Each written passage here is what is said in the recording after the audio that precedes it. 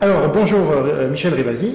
Bonjour. Bonjour Jean-Pierre Petit. Bonjour. Donc Michèle Rivasi, vous êtes députée européenne pour Europe Écologie Les Verts.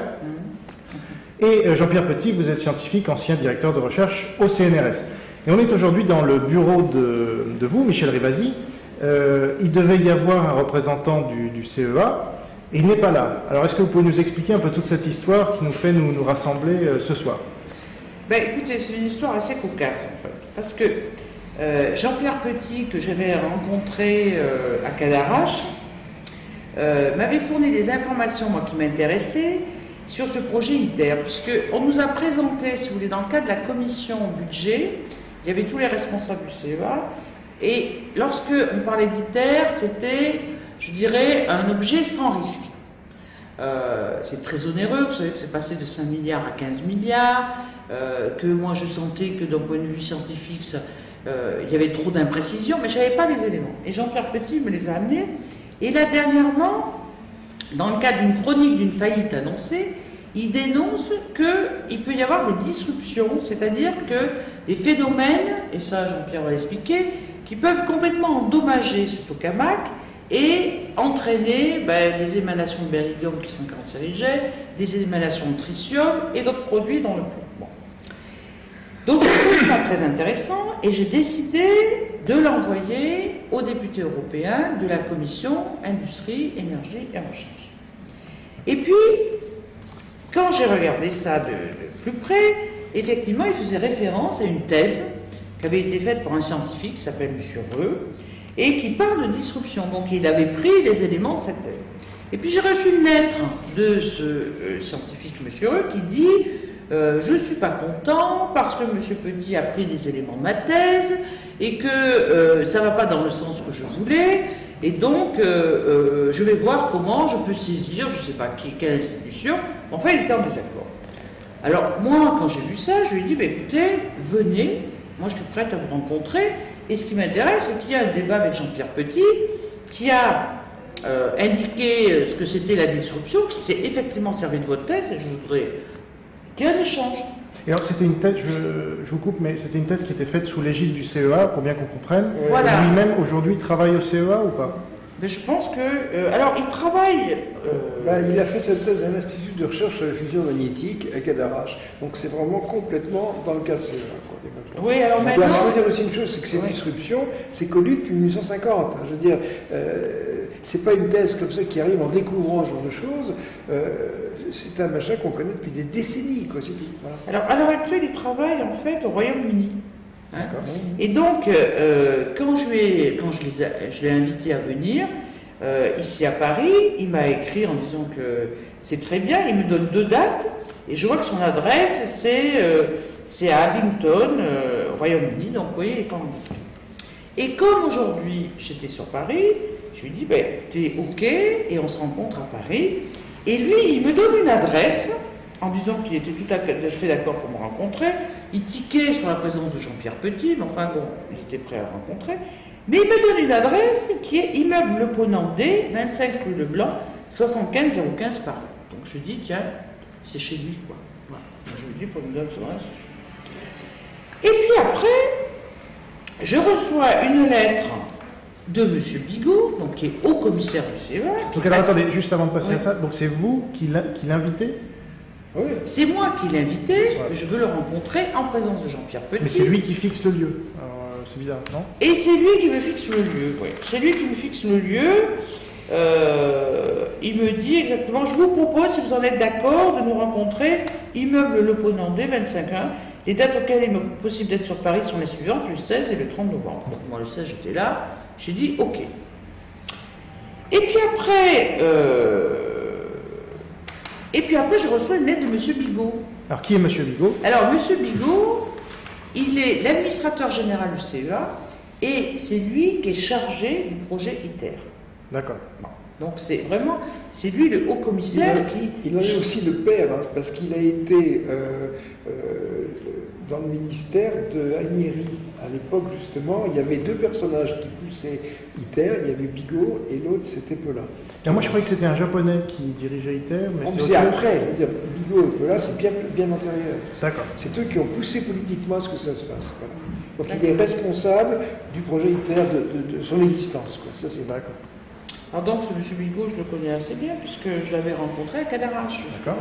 Et je l'ai rencontré aussi à Bruxelles quand il y avait des réunions où ils expliquaient l'intérêt d'ITER, qu'il fallait investir dans ITER, etc. Bon. Mais alors ce qui est surprenant, c'est que cette adresse, et quand je dis sa lettre, en fait c'est au CEA. Directement. Directement. D'accord. Et lui me dit qu'il a eu monsieur Cédric Reux et qu'il trouvait ça pertinent que ça se fasse au CEA en sa présence, plus en la présence de monsieur Bécoulet, hein, qui est un spécialiste d'ITER. Et il ne comprend pas que moi, quand j'ai vu ça, je lui ai dit, mais je ne suis pas d'accord, moi, d'aller au CEA. Moi, je voulais que ça soit une rencontre cordiale, à deux. Il y a un truc, moi, je n'avais absolument pas l'intention d'attaquer. Je n'ai jamais attaqué, je n'ai jamais fait de critique sur sa thèse. Je trouve au contraire qu'elle est bien construite, qu'elle est bien faite. Hein, simplement, voilà, c'est tout. J'ai présenté ce qui se trouvait dans sa thèse. Ah oui, ça c'est intéressant parce que on critique beaucoup les nucléocrates, comme on dit, qui sont fermés, etc. Mais là, c'était une thèse qui était faite sous leur propre égide et qui démontrait qu'il y avait des problèmes graves posés par ces fameuses disruptions. Comment vous expliquez l'ouverture d'esprit C'est connu de tout le monde, c'est oui. tout. Il y a une thèse aussi qui est sortie en janvier de Thornton, qui dit la même chose. Et tous les spécialistes des tokamaks, etc., disent, mais tout le monde le sait, c'est tout. Simplement, il y a un gars qui s'appelle Jean-Pierre Petit qui a mis son nez là-dedans et qui a mis un petit peu un éclairage en expliquant. Moi, j'ai expliqué ce qui est connu dans le milieu depuis 30 ans, c'est tout. C'est pas une découverte, c'est tout. Simplement que les tokamaks sont instables et dangereux, voilà. Ce qui m'a surpris, moi, d'abord, c'est de voir que M. Bigot, là, apparaît. Alors que moi, je voulais une rencontre qu'avec M. Cédric Reux et Jean-Pierre Petit. Moi, si vous voulez, je ne suis pas une spécialiste de la fusion, pas une spécialiste des plasmas.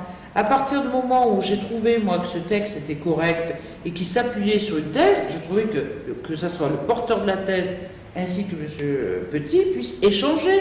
Parce que je suis scientifique. Bon, même si je ne suis pas spécialiste, je suis capable de voir pourquoi M. Reux n'est pas content qu'on ait utilisé sa thèse dans le papier de M. Petit. Enfin, je veux dire, c'est... Et moi, je lui ai demandé de trouver dans mon texte des passages qui sont en contradiction avec vos conclusions ou qui défendent votre pensée. Expliquez-moi. Parce que quand il a dit ça, évidemment, au départ, le papier que j'avais fait faisait 13 pages, donc il y avait des passages assez courts. Et quand j'ai vu ça, j'ai fait un papier qui fait maintenant 105 pages. Il y a 880 lignes, celui-là, mais là, il y a déjà 690 lignes de la thèse de Reux. Donc, ce n'est pas des passages pris au hasard, hors contexte. Là, il y a vraiment tout. Et puis alors, vraiment, dans le document de 105 pages, c'est presque la thèse entière, quoi. Et alors, il y a une chose qu'on ne comprend pas, c'est que pourquoi est-ce qu'il y avait besoin d'autres personnes du CEA en plus de Cédric Reux, alors ? Mais si vous voulez, moi, c'est d'abord, donc vous voyez, c'était moi une rencontre. Hein. Bon. Et je trouvais ça intéressant aussi qu'il y ait un journaliste pour qu'il y ait un témoignage, ouais, que ce soit pas comme ça que des mots, vous voyez, en milieu clos, que bon, il y a une trace par rapport à cet échange. Là, ça a pris une dimension supplémentaire. C'est carrément l'administrateur qui veut me rencontrer avec M. Reux, mais sans M. Petit, pour me dire, je vais vous dire la vérité. Voilà, la vérité, elle est là, je la maîtrise, et en plus, je veux que vous rencontriez une autre personne du CEA, hein, qu'il a appelé d'ailleurs le senior, il faut que je retrouve, mais c'est assez intéressant. C'est un senior, quoi. Et spécialiste d'ITER. Comme si il voulait me faire la leçon. Mais en même temps, ça veut dire que M. Reux, quand il a fait sa thèse, il a demandé au CEA qu'est-ce que je fais d'un document qui s'est servi de ma thèse et qui va contre ITER. J'ai l'impression que la rencontre avec M. Bigot, c'est de dire ça c'est grave parce que je l'ai envoyé aux députés européens. Et que, vous savez qu'en ce moment il y a des gros problèmes de budget, si les députés européens se disent attention, il y a des choses qu'on ne nous a pas dites dans le cadre du fonctionnement d'ITER, ça peut remettre en question le projet ITER. Il en est où ce projet ITER? Parce que là, il a été repoussé, il y a eu une commission. Est-ce que vous pouvez faire un résumé bref, parce que c'est intéressant? Alors, si vous voulez, là où on en est à l'heure actuelle, c'est que au niveau de la commission ITRE, les gens ils sont pour ITER en grosse majorité, sauf que au niveau de la commission du budget, vous voyez, tant que c'est dans le traité Euratom, vous savez que nous les parlementaires, on donne qu'un avis. Le traité Euratom, vous voyez, c'est pas la codécision, c'est pas le traité de Lisbonne, c'est le Conseil des ministres qui statue. Par contre, dans la commission du budget, il y a la codécision. C'est-à-dire que là, les parlementaires, ils ont décidé déjà, à la demande, la commission a demandé 1 milliard pour l'année 2012-2013. Le Conseil des ministres a décidé 500 millions d'euros. Et le Parlement a enlevé encore 100 millions d'euros parce qu'il trouve que cet argent va être pris sur le programme cadre. Et comme tous les autres pays ont toujours des programmes, ils ne veulent pas qu'on leur enlève l'argent au profit. Ça fait un tiers du budget. Donc en ce moment, il y a plus d'un tiers du budget qui a été, vous voyez, censuré. Donc je ne sais pas comment ils vont s'en sortir pour financer l'année 2012-2013. Et il y a une réunion le 17 et 18 à Cadarache. Là, c'est une réunion internationale où il y aura les Japonais, les États-Unis, etc. Demain, exactement. Et ils sont très ennuyés d'apprendre que la commission du budget, vous voyez, a coupé vraiment le... Et ça, est-ce que c'est dû au travail de Jean-Pierre Petit et de votre... Alors ça, je pense que c'est que de l'argent. Ouais. Si vous voulez, et en même temps, le fait d'avoir mis des doutes sur le fonctionnement. Je ne sais pas si vous vous rendez compte, il y a une politique d'austérité en ce moment dans tous les pays européens. Est-ce que vous croyez que ce soit les parlementaires ou les ministres, en ce moment, vont mettre énormément d'argent à un projet ITER pour 2100, pour fabriquer l'électricité en 2100, alors qu'il y a des coupes budgétaires sur les programmes sociaux, sur les retraites, etc. etc. Donc, et c'est pour ça que M. Bigot, là, il a senti que si, en plus, on rajoutait, parce que là, ça a été envoyé, ça, on rajoutait et on appuyait sur le fait qu'il y a des choses qui ont été cachées dans le cadre du fonctionnement ITER, mais ça ne pouvait qu'aggraver, vous voyez, parce que j'ai envoyé aussi à la commission du budget. Même si c'est scientifique et que là, ils ne sont pas trop dans le domaine scientifique, ils sont surtout, pour eux, ce qu'ils veulent savoir, c'est est-ce que, entre les 5 milliards qui avaient été prévus en 2006, on est passé à 15 milliards, est-ce qu'il va y avoir encore une explosion du budget? C'est ça leur préoccupation. Si on est capable de leur dire oui, ça va encore augmenter, parce qu'on ne nous a pas tout dit sur la faisabilité du projet ITER, alors là, ils vont bloquer. Je voudrais dire simplement une chose, c'est que dans cette histoire, moi j'ai travaillé 8 mois sur cette affaire-là, et je ne suis pas tout seul. C'est-à-dire que dans ces questions-là, il y a évidemment des tas de chercheurs qui sont dans des institutions, mais qui ne peuvent pas parler, parce que le lobby ITER est extrêmement puissant, et si ces gens-là ils révèlent leur nom, ils se font massacrer immédiatement. Donc j'étais en contact avec ces gens-là, je suis en quelque sorte leur porte-parole. Donc simplement, si Bigot me présente comme un amateur, moi j'ai reçu des lettres comme ça avec mon amateurisme, d'accord, je suis un peu une sorte de physicien généraliste, mais les autres m'ont expliqué, ils m'ont orienté justement vers cette thèse, vers d'autres thèses, vers des documents. J'ai lu le rapport 2007 de l'Académie des sciences, là-dedans je suis quand même bon en physique des plasmas, la MHD c'est aussi mon domaine. Lorsque j'ai discuté avec Philippe Gendry, qui était théoricien, eh ben, ma forme était arme égale, hein, tout à fait, il n'y avait pas de problème. Je n'ai pas perdu mes neurones, moi, malgré mes 74 ans, c'est comme ça. Bon. Alors là, vraiment me présenter comme une sorte d'amateur et de provocateur, en fait, si j'avais été face à ces gens-là, je leur ai dit, mais écoutez, ce sont vos écrits, ce sont vos travaux, je vous mets ça sous le nez, simplement. J'étais le type qui a mis une lampe électrique, et regardez, j'éclaire ça, c'est tout. Voilà. Et alors, comment ça se termine cette histoire qui fait que, finalement, personne du CEA n'est venu ce soir? Alors, écoutez, ils étaient invités. Moi, je n'ai pas voulu aller au CEA, parce que j'estimais qu'en tant que parlementaire, moi, je voulais un lieu neutre, et j'avais donné rendez-vous à l'Assemblée nationale. C'est vous qui m'invitez. Et que c'est moi qui ai invité. Je ne vois pas pourquoi j'irais au CEA. Et que moi, j'étais pour qu'il y ait vraiment un dialogue serein, cordial, en ma présence. Même si moi j'étais assez favorable. Ron n'aurait eu que des félicitations de ma part, je peux vous dire. Oui. Je lui avais même écrit. Je lui ai dit, n'ayez pas peur, je trouve très excellente, je ne peux pas dire mieux. Non, mais ça moi, ça m'inquiète, parce que ça veut dire que ce monsieur Cédric Reux, il est très poltron, parce qu'il n'a pas voulu assumer la discussion en ma présence avec Jean-Pierre Petit, qu'il a demandé à M. Bigot et à un autre de venir pour l'épauler. Donc ça veut dire qu'ils se sentent mal. Non, parce qu'ils sentent que... Michel, il n'est pas poltron, c'est pas lui qui a fait la lettre, c'est tout simplement. Oui, mais enfin, il aurait pu dire pourquoi il a informé M. Bigot de ça. Il aurait pu dire, en fonction de sa demande, eh ben, je viens rencontrer Mme Rivasi, monsieur. Mais non, mais tout ça, il est entièrement contrôlé de A à Z là-dedans. Depuis l'émission de la lettre a été faite par le service juridique du CEA, c'est tout. Et je peux vous dire la chose suivante, c'est que cette lettre, c'était une sorte de préambule à un procès. Il le dit d'ailleurs. Parce que dans un truc comme ça, monsieur Reux fait un procès en diffamation à M. Petit, et nous nous apporterons 50 experts qui témoigneront qu'effectivement, ça vous crée un préjudice professionnel. Et lui, en face, il aura du mal et on arrivera à le condamner. Et ça se fait très bien en France, ce genre de choses-là, c'est tout. Donc, Monsieur Petit, est-ce que vous seriez prêt à débattre avec n'importe qui du CEA sur cette question? Avec une caméra. Avec une caméra. Il n'y a pas de problème. Et sans, nous, on a un mode sans animateur, sans montage, sans public, voilà. Avec juste une... Absolument.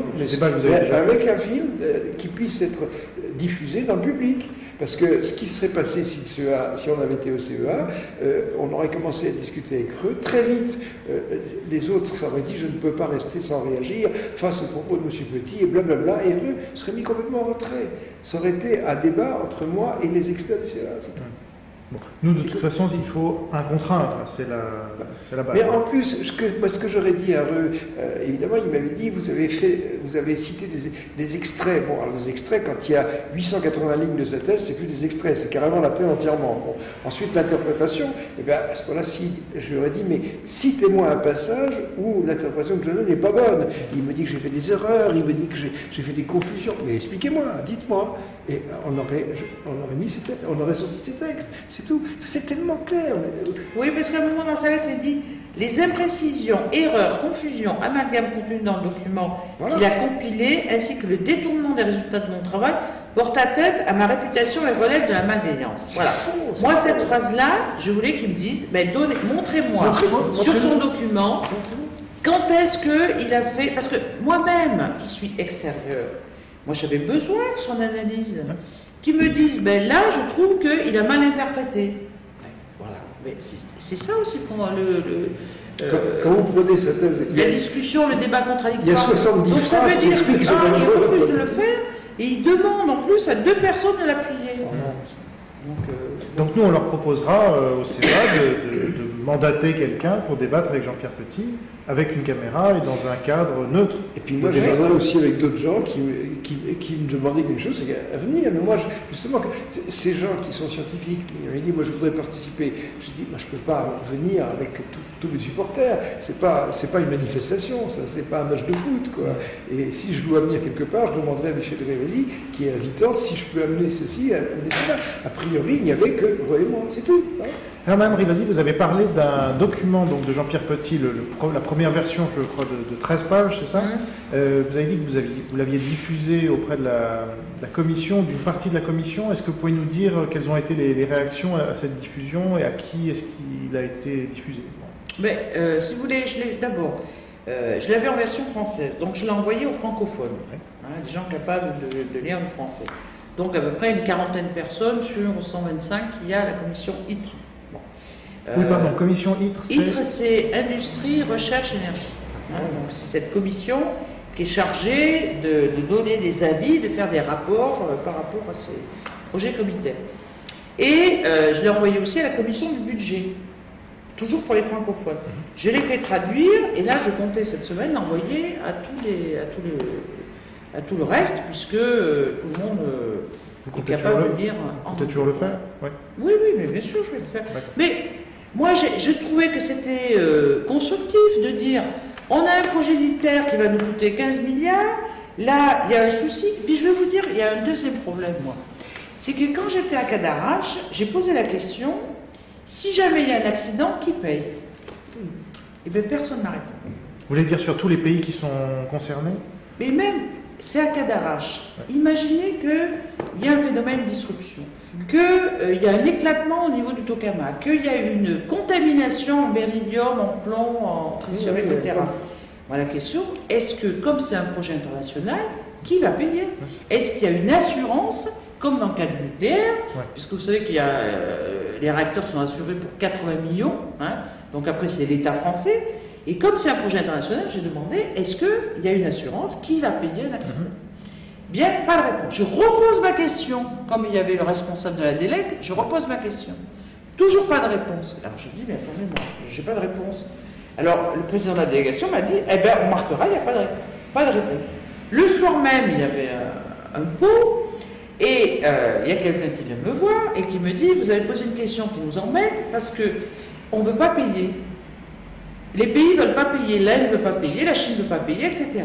Pas payer quoi, l'assurance ou... L'assurance. Parce que, vous comprenez, j'étais dans le cas de la commission du budget. Le problème, c'est les coûts. Si on leur dit qu'il va falloir s'assurer vis-à-vis d'un accident, il va falloir augmenter les coûts. Et comme ils disent, mais il n'y aura pas d'accident, ITER, c'est pas un problème, c'est pas dangereux, il n'y a rien. Il n'y a aucun souci. Extraordinaire. Donc en fait, ça, le problème de la disruption, ça repose le problème de l'assurance. Et ils m'ont dit, pour finir, parce que moi j'ai dit, mais enfin c'est pas possible, un engin comme ça qui n'est pas assuré, donc moi je vais le dire, ça veut dire que c'est les Français qui vont payer. Et ça veut dire que c'est les collectivités territoriales qui vont payer. Et c'est les contribuables français qui vont payer sur un projet international. Donc moi je ne suis pas d'accord. Et je veux le dénoncer. Sans parler des conséquences sur la santé, là ce serait les Français qui paieraient aussi, oui. Mais attendez, quand vous allez décontaminer... Non mais je vais simplement... Moi je veux savoir si c'est une assurance qui paye, mais pour l'instant il n'y avait pas d'assurance. Un petit éclairage technique sur ce genre de choses, parce que l'argument que donne le CEA, que donnent les partisans d'ITER, c'est que vous comprenez, comme c'est de la fusion, que ça n'est pas de la fission, il n'y a pas de réaction en chaîne. Donc si d'un coup ça casse, ça s'arrête. Et oui, mais c'est pas ça qui est dangereux, c'est tout le reste. C'est qu'on a du beryllium, on a du lithium, on a du plomb, on a tout ces trucs-là. On risque ces maisons là-dedans. Et vous prenez, d'abord on m'a donné une première thèse qui est la thèse de Reux, puis immédiatement après, lui il avait soutenu ça en novembre 2010. En janvier 2011, voilà Andrew Thurston qui soutient pratiquement la thèse jumelle. Et lui il écrit carrément, je vais le dire en français, c'est plus simple, les disruptions dans les tokamaks de la prochaine génération créeraient severe damage, des dommages sévères, hein, c'est quand même pas rien, et pour les tokamaks de puissance, hein, power plant tokamak, it would be catastrophique, ce serait une catastrophe. C'est clair. Hein. Or, derrière ITER, il y a les tokamaks de puissance. Donc vous voyez, quand on dit que c'est une catastrophe, c'est quand même quelque chose. Ça veut dire qu'on va polluer un truc, ça va éclater. Et alors, ce qui est extraordinaire, c'est que le CEA a publié le 24 octobre une page avec zoom sur les disruptions. Justement, j'ai fait un commentaire aujourd'hui, c'est mensonger. À un moment, il parle des électrons relativistes en disant « mais ça ne touchera que la paroi ». C'est pas vrai, c'est écrit dans la thèse de Reux, c'est écrit dans la thèse de Thornton, ça passera au travers. Et qu'est-ce qui se passe quand on a une enveloppe et qu'il y a un trou, et bien, tout fout le corps, c'est tout. Ce qui est un peu compliqué quand on est en l'absence du contradicteur, c'est que moi je dois me faire son porte-parole, mais en même temps je ne maîtrise pas trop le sujet. Et quand j'avais eu quelqu'un du CEA, je crois, son nom m'échappe, il m'avait dit, mais Monsieur Petit s'est basé sur une seule thèse, croyait-il, alors qu'il faudrait, la démarche scientifique, c'est plusieurs centaines de thèses qui ont été écrites sur le sujet, etc. Qu'est-ce que vous répondez à ça? Simplement, déjà, ces deux thèses récentes qui font un peu le poids sur ces questions-là. Ensuite, il y a des écrits, il y a des congrès, il y a des gens comme Boozer qui sont considérés comme des sommités là-dedans. Et c'est vrai que, alors c'est ça qui est extraordinaire, c'est quand on prend ces histoires de disruption, il faut quand même dire un tout petit mot sur ce que c'est. Oui. Simplement, un plasma, c'est quelque chose, un tokamak, c'est quelque chose d'instable, on a un tore, et tout ce qu'on voit, nous, dans les documents de propagande, c'est un beau tore rosâtre qui est confiné par son champ magnétique. Et personne n'imaginerait une seule seconde que ça puisse être instable. Or, quand on parle de ça aux spécialistes, ils rigolent, ils disent, mais depuis 1950, c'est instable, un truc comme ça. C'est instable de 36 façons différentes. La température s'effondre. Si on apparaît dans ce tore de plasma, on fait passer un courant. Bon, dans tore supra, c'est 1,5 million d'ampères. Dans le jet, ça va jusqu'à 4,8 millions. Dans ITER, ce sera 15 millions d'ampères. Puis alors, dans des mots, je ne vous raconte pas. Et dans ce genre de choses-là, il y a une espèce de coup de foudre qui se produit, et ce coup de foudre a une intensité qui est de l'ordre de ce courant. Pour ITER, on prévoit que ce soit 11 millions d'ampères. Eh bien, un coup de foudre de 11 millions d'ampères, et dans la thèse de Thornton, ils indiquent que ça se fait sur une surface de 10 cm de diamètre, mais ça fait des trous, c'est tout, et c'est écrit partout. Voilà, donc je veux dire que ce qui est dit d'ailleurs dans la thèse dans la préface de la thèse de Reuet dans ses conclusions, c'est qu'au niveau des petites machines, parce que Thor Supra et le jet, c'est modeste à côté de ce qu'on va faire. Et effectivement, à ce moment-là, ça fait boum, puis après on ouvre la porte, on balaye les morceaux, il y a des choses cassées. Tandis que dans des tokamaks, et ça Reuet le dit, de la taille d'ITER, les dommages seront plus importants. Et pour les tokamaks de puissance, ça ne pourra même pas être envisagé. Et là, ce qui est dit dans la page du CEA qui est incroyable, c'est qu'aucune prévision n'est infaillible. C'est pas possible. On ne peut pas se lancer dans un truc en disant il peut y avoir une catastrophe. Non. Surtout dans un machin où on n'est pas sûr de gagner. C'est extraordinaire. Voilà. Alors, Michel Rivasi, est-ce que d'autres partis politiques suivent votre démarche? Qu'est-ce qu'ils en pensent? Est-ce qu'ils sont prêts, je pense au Parti Socialiste notamment, est-ce qu'ils sont prêts à vous accompagner là-dessus? Parce que là, il y a eu les accords, en plus, c'était hier, je crois. Est-ce que vous avez le soutien d'autres mouvements politiques? Alors, j'ai des soutiens, si vous voulez, un peu individuels, mais je n'ai pas le soutien de parti. Parce que c'est assez curieux, cette histoire. Quand il y a un gros projet comme ça, les gens sont dépassés par la technique. Ils veulent croire les scientifiques parce que, en France, mais dans d'autres pays, ils sont sur une espèce de scientisme. On leur dit, on va refaire le soleil. On va faire du soleil dans une boîte. Et l'énergie sera infinie. Voilà le discours qu'on a fait. C'est un discours basique que toute personne peut comprendre. Et on dit, nous, on est scientifiques et... Mais c'est vrai, Seulement le soleil, il a des éruptions solaires, c'est tout. Oui, sauf que moi, la boîte, avec 150 millions de degrés, eh ben, j'ai toujours pas la couverture. Non, exact. Déjà, on n'a pas la boîte. Déjà, bon, j'ai pas le couvercle, j'ai pas la boîte.